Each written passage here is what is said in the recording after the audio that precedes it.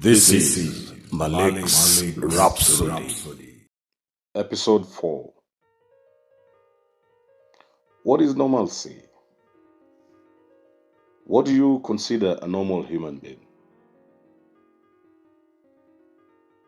Well, ladies and gentlemen, this episode surrounds the issue of mental health. Who is a normal human being? A normal human being could be mentioned as someone who is able to maintain or has maintained their faculties of thought, speech, organization, and social interaction, among others. Then a worrying trend that we have seen is emerging of men and women unable to balance their responsibilities, unable to balance their interaction, unable to balance their thought, are resorting to taking their own lives, and are still taking the lives of those that they once claimed to love, spouses and children.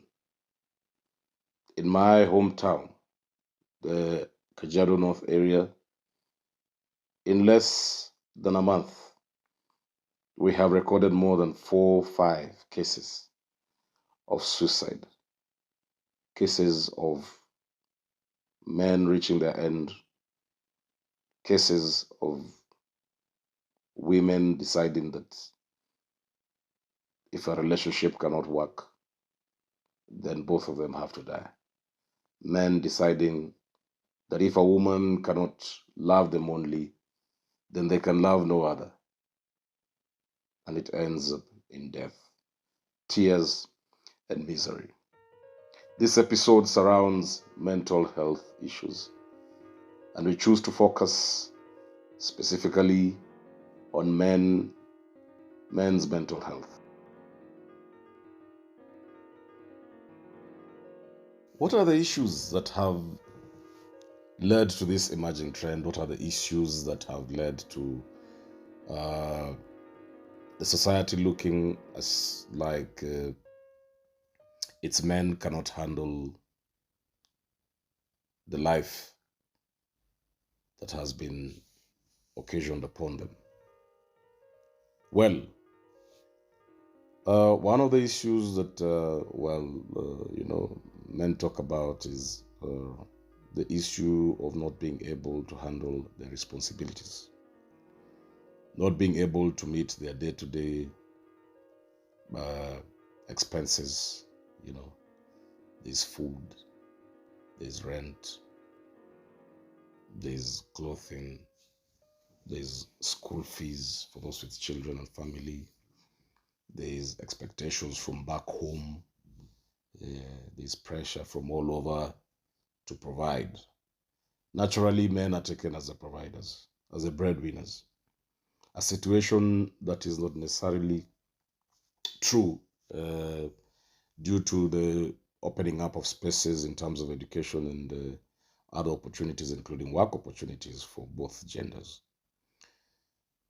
So the pressures to sustain themselves, and specifically and especially in the urban areas, though we have seen even cases of these suicide cases in the rural areas also.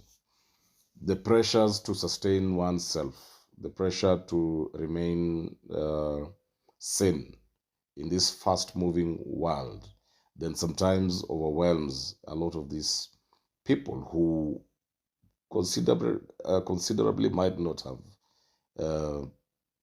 been grounded well in their upbringing in terms of being able to handle social or societal pressures. What do I mean by this? If you look at the average Kenyan, and we're talking about a lot of people who were born and raised in rural settings, only to later then transition to urban areas, you realize that a lot of the average Kenyan were raised surrounding life that you could not necessarily say was very comfortable. Uh, the men and women and the raised were expected to input into the search for a livelihood for the family. If not working for in the farm, then it was looking after the livestock, or it was engaging in the trade that the family is involved in. And in one way or another, through the interaction of being able to fend for your own means of living, then we grew up knowing that nothing is for free. A lot of people, the average Kenyan, grew up knowing nothing is for free and you have to work for it. And as much as it might have looked as if this life or this type of life was difficult, but it is in that difficult environment, in that perceived difficult environment, that a lot of resiliences were built. A lot of people had to walk very long distances to schools. A lot of people had to do chores at home before you're able to go to school. A lot of people went through difficulties in acquiring an education, and it is expected, and it was expected that through those kind of difficulties, through those kinds of phases that one went through, by the time you became an adult, then you have acquired some level of being able to balance issues as they arise, being able to make decisions that are not necessarily comfortable, but decisions that have some wisdom in them for purposes of ensuring the safety and the sustenance of those around you and yourself. But even that being considered, a lot of times, due to the rural urban migration and the pressures that appear when you come to the urban areas, having lived a life, say, in the rural areas, we see that on top of the pressure to get yourself a means of livelihood, there is peer pressure.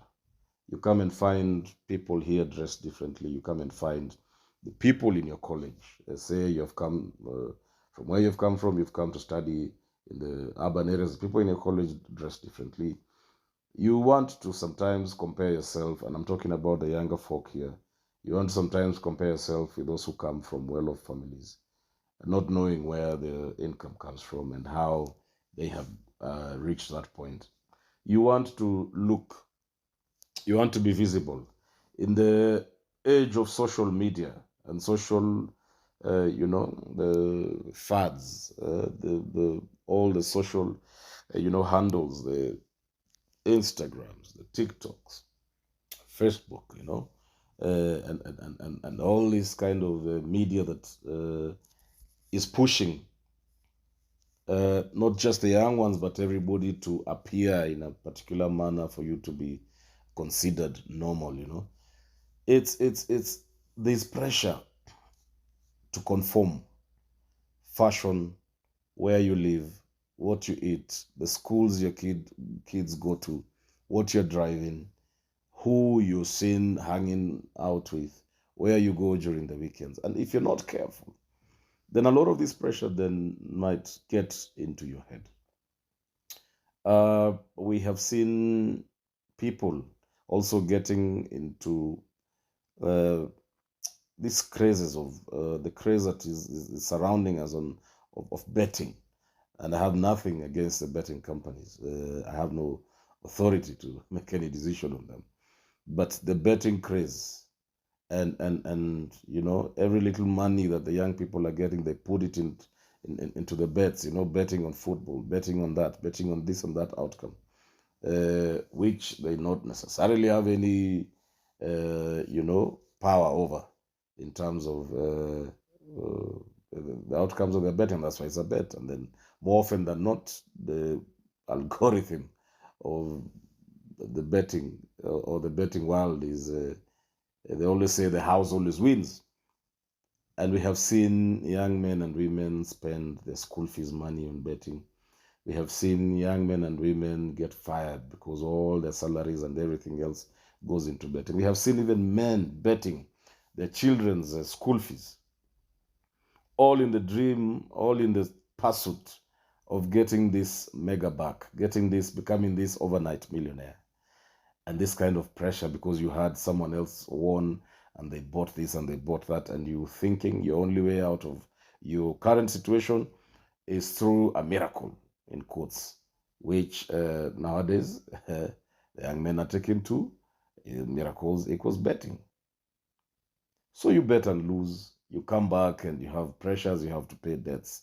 And we live in a credit world. We live in a world where we all have debts of one form or another. And we are all trying to balance these debts, and we're all trying to pay these debts off. If it's not circle loans, if it's not loans from friends, if it's not advances from mobile apps, if it is not from, it is a situation as it is. But how you balance then your debt portfolio then determines the kind of life then you want to live. So a lot of issues, a lot of reasons are given about why men are failing mentally. Well, we all know that in the African traditional societies, there were systems and structures of how of intergenerational, mentorship, of people holding your hand, people helping you go through life, not necessarily living your life for you, but holding your hand as you struggle through the ups and downs of life. The rural urban migration broke that away. The westernization broke that away. The internet and the globalization of a lot of things, including trade and socialization, then also has broken down a lot of these structures that were there. It is a fact of life. We can never go back to where we were before. All we could do is try and work on the structures or the institutions that seem to provide some of this guidance to our young people. So you find people growing up sometimes without one parent, without two parents, people growing up with parents who are not present due to one reason or another. And a lot of times these kids don't have access then to mentorship. They don't have access to somebody walking by them, and they turn into young adults, and they turn into adults who are yet to be schooled in the ways of life. And you find whenever an issue or a challenge comes up, then one of the easiest ways to get away from this is either one, to run away, two, get yourself into vices, or three, then take your own life or take someone else's life. It is not a good thing. As a nation, it is not a good thing. As a country, it's not a good thing. As a civilization at this particular time and stage. These are things that we were used to reading and seeing in the Western press, Western media, only for it to become the norm in Kenya here. And someone would say it's because of everyone now is able to report on these issues, and that could be true, but there is a rising trend of suicide. There's a rising trend of men going berserk due to too much pressure. This podcast, or rather this recording of this episode, is not to dwell on what to do, or to dwell on how best to live, or to dwell on how you should not be. No, this particular episode is just a discussion catalyst. It's opening up this topic, which is sometimes kept in harsh tones or discussed in harsh tones. I myself, the village where I come from, and the surrounding areas, I have buried very, very brilliant minds. I have buried people who were very successful in their careers. People who were, some of them, yes, were struggling with issues here and there, but were very successful in their careers. I've also buried people who have tried politics. They have been in this, they have been in that. I have buried all manner of people who have killed themselves. Who have killed themselves. Sadly, some of them, most of them, I think the cases that I'm talking about, people are found in their bathrooms. People are found in their houses, in their bedrooms, having hanged themselves by their children. You can imagine the trauma. You can imagine the life altering situation this is, a child finding the father hanging. And these are cases that are repeated elsewhere. Talk to the police people, talk to the police fraternity and the policemen and the women, and they will tell you every other day they're collecting a body.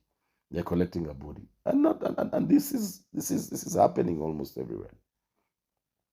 And so we are asking ourselves, what is this? Can it be managed? The economy is bad. That is the usual, fallback situation. And they say that the economy is bad. And I will not delve into that. What I know is for you to be able to make a living in the current situation, as per now, is not easy. I don't remember a time when it was ever easy, because all this time it was dependent also on your efforts as a man to say, I will not allow the situation to break me. I will seek help. I will look for somebody to hold my hand. I will do any work available to ensure that one day goes and we get to see, as we wait for that brighter day that we always hope so. One of the key tenets of normalcy for a man is how to balance your spirituality and how to balance your emotional health, how to balance your physical health. Then you cannot forget then your financial health. These things play in together. I am not an expert. One time I tried delving into this topic and I received a lot of backlash from the experts, open and close quotes. And one person called me and told me, why are you opening your line to listen to people with issues? You're not an expert. You cannot help them. And one time I gave out my line and I said, if you have any issue, before you decide to do any drastic thing, I don't know you, you don't know me, call me, don't give me your name, from wherever you are, let's talk. And I got calls even from outside the country, and I said, please don't mention your name. I am not here to give any advice. I just need to listen to you. And I just need for you to feel that somebody has listened to you without judging you. Because the society as it stands today, the moment you share an issue with some people, then it becomes fodder for headlines for the next day. There is a tendency of people wanting to see things going bad for others. There's a tendency for what is wrong making the headlines, what is bad making the headlines. There's a tendency of people not wanting to celebrate what is good. There's a tendency of people wanting to bring others down. And the pressures are everywhere, at your workplace, at your family level, at the community level, and worse still, at leadership levels in whatever organization. So here we are. No video today, is just audio, it's just a podcast. And we're saying, what exactly is it that ails the men folk currently? Steve Harvey once posted, I think you've seen the pic somewhere, and asked, who is your go-to person when you feel like everything is falling apart? People no longer trust each other. It was no longer the case of you have an issue, you run to your parents. You have an issue, you run to your brother. You have an issue, you run to a good friend. There has been mounting betrayal in the society. The society is changing. It's becoming Western day by day, and we're losing our African values day by day. And we are finding ourselves at a point where it is shaming to share the challenges you're going through. And if you say it, because everyone wants to appear because of the optics of the social media generation, everyone wants to appear they're succeeding, everyone wants to appear they're doing well, they're driving the best cars, they're eating the best food, they're going to the best places, they're dressing in the the best manner possible. The kids are going to the best schools possible, and there's this pressure to make it look like we are all succeeding. We are not. The truth is, we are not. The truth is, a lot of those people who are looking like they're, showing out, showing off money, a lot of them are struggling. A lot of them are borrowing money. A lot of them are using clients' money to, are getting themselves into trouble by using clients' money to, fund a lifestyle that they cannot sustain. And a lot of people out here are looking at them as idols until everything comes crumbling down, and you realize it was all fake. It was all for the show. It's showbiz. That's why it's called showbiz. I think it is important, even as we just discuss. And I am not saying this as an expert. I'm just saying this as a parent, as a father, as a brother, as a son, as a neighbor, and as a leader in my own little ways, wherever it is that I provide leadership.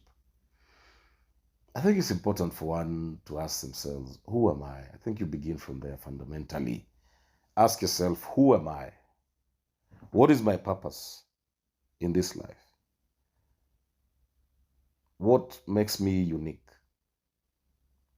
What makes me me?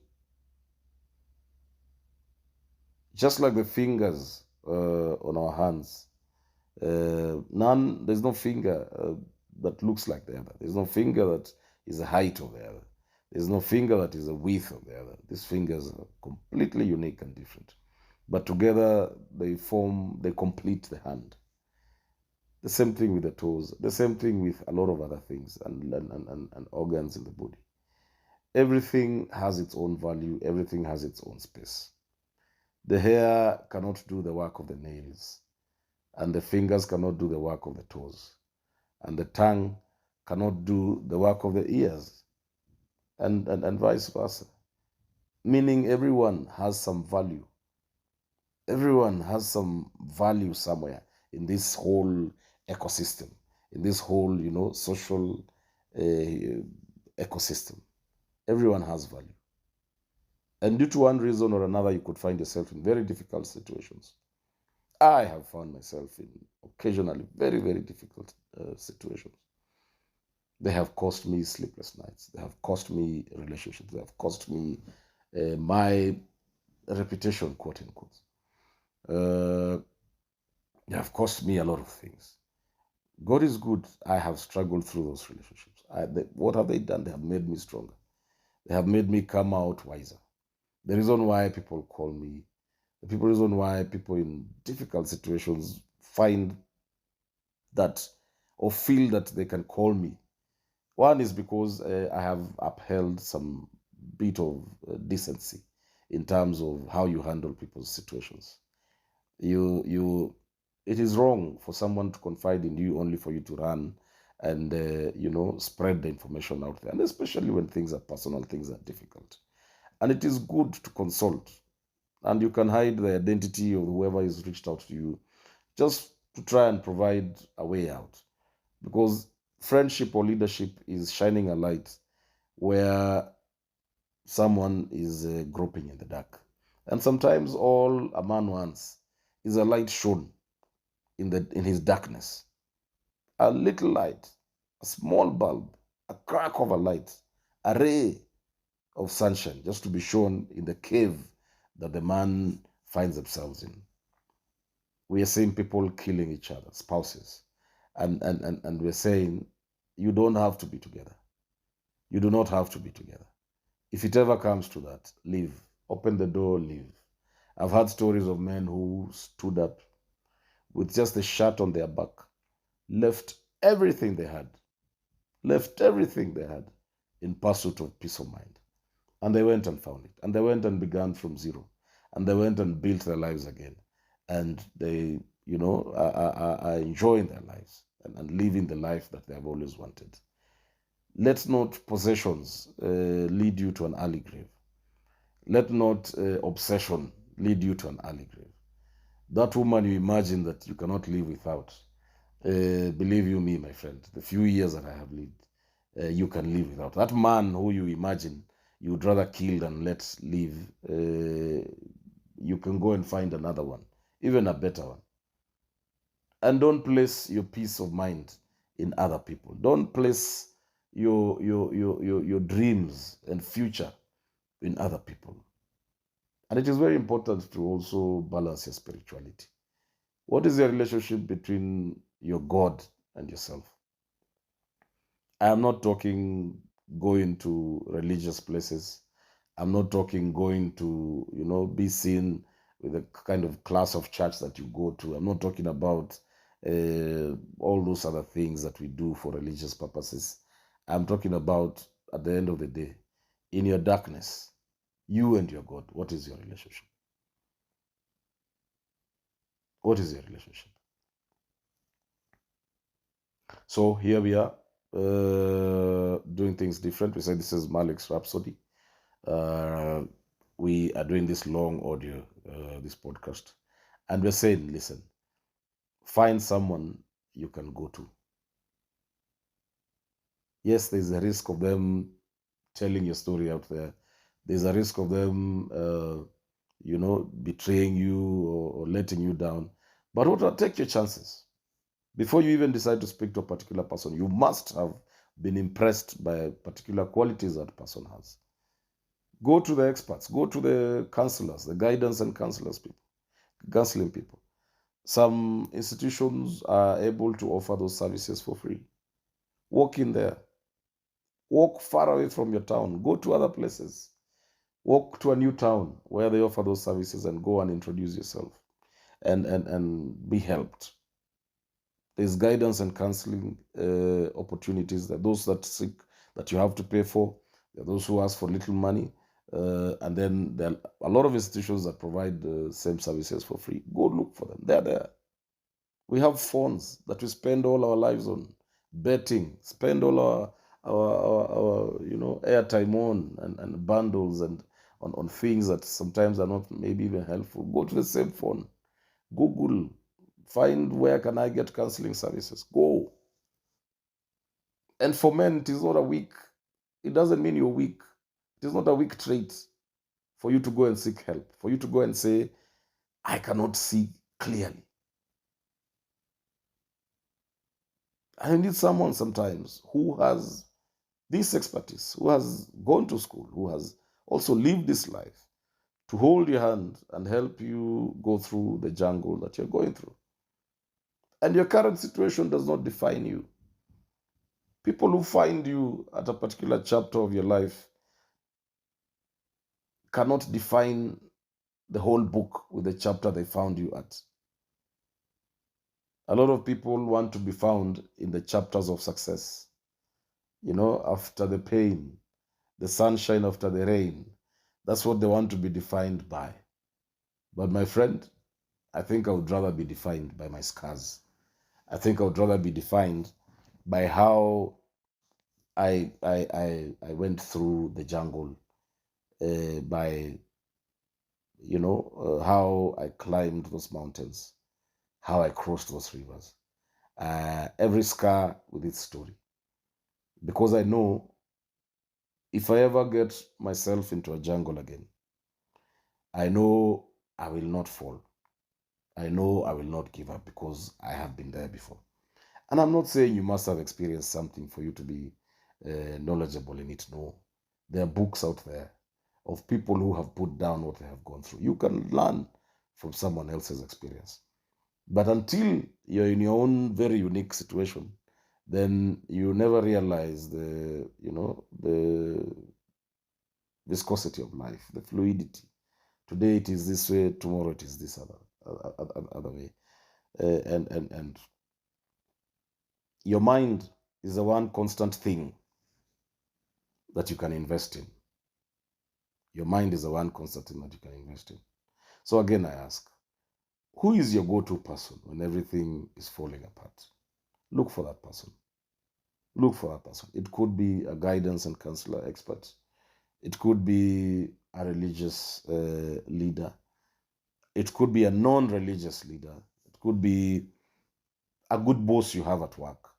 It could be, somebody in the community who has a history of listening and talking to people and dealing with these issues, and you also need to be very, very mature in how you handle your issues, because that person you're approaching also has their own issues.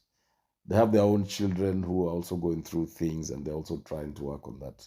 So you cannot imagine you'll go and lift your worries and issues and place them on someone else and imagine that person will do the work for you. No, the work still remains with you. And I began by asking, you need to ask yourself, who am I? Who am I? Losing a job should not, does not, is not reason enough for you to take your life. Losing a spouse is not reason enough for you to take your life or take others' lives. Being diagnosed with a terminal disease is not reason enough for you to take your life or someone else's life. Losing your money, losing people that you love is not reason enough for you or to push yourself to the brink of suicide. So I end this podcast by saying, let's all go back and ask ourselves, who am I? And to everyone else, even those who would consider themselves not going through any particular issue, because I believe you me, everyone everyone has the mountains that they're facing. To everyone else, can we be kinder? Can we be more understanding? Can we be more tolerating? Can we be more accommodating to the people around us? Because you never know where the next suicide victim is. Could be right in your house, could be right in your office, could be right in your mosque, could be right in your church, could be right in your group, could be right anywhere. Anywhere, anywhere. And we human beings perfected the art of hiding what we're going through behind smiles. So do not be fooled by smiles. Look out for signs of a friend or a brother or a sister or a neighbor or somebody that you care for. Look out for signs of inconsistency in who you have known them to be. Some of those signs are able to guide you and direct you to issues that the person could be going through. Let's all reach out. Let us be our brothers and sisters keepers. And hey, hey, hey, suicide is never a solution.